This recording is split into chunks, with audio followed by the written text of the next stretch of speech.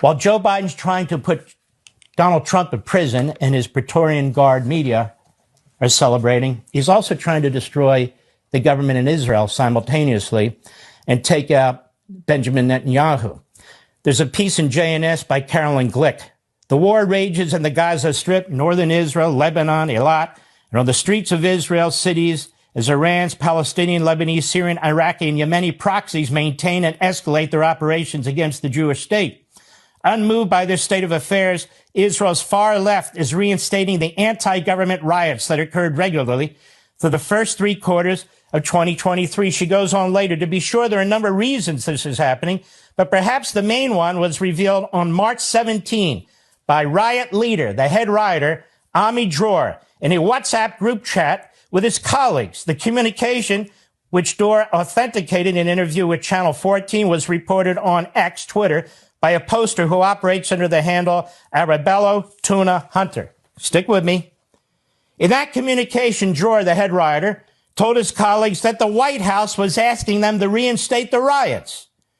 Based on what he referred to as a conversation with his contacts in the White House, Dror set out in granular detail the White House's 4-part plan to overthrow the Netanyahu government. The components involved actions on the ground in Gaza, the use of the UN Security Council, extortion of government ministers in the Netanyahu government, and mass protests. Dror called his report an important update from the American administration. He explained that his update followed an earlier text he sent on March 6 on the same topic. Quote, the American plan as I published it on March 6 remains unchanged.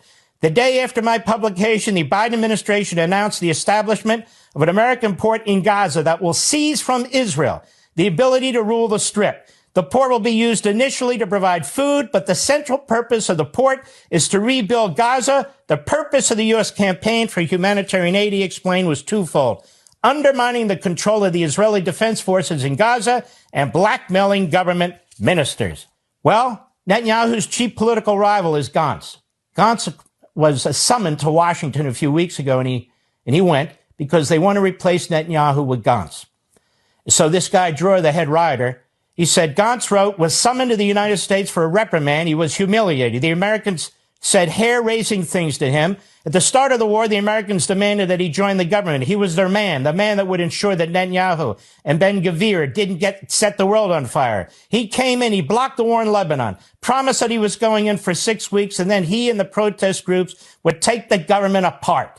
After 6 weeks, he and Dory promised that by January 1, they would deliver the goods, and in practice, the final deadline the Americans gave him was Ramadan. In other words, overthrow Netanyahu by Ramadan.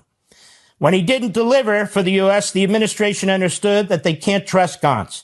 Maybe he'll be a comfortable prime minister in the future, but the Americans seized full control over management of the war against Netanyahu. And guess what? Gantz announced last week that in September he wants a new election or he's out of the government. And there's other articles on this in Breitbart by our friend Joel Pollack, what's taking place. So Joe Biden is trying to put Donald Trump in prison on multiple fronts so he can win the presidency without a real challenge. And simultaneously, he's trying to drive Netanyahu from office, and he is involved in promoting a civil war in the state of Israel. And now you can understand why he says the things he says, why he funds the organizations he funds.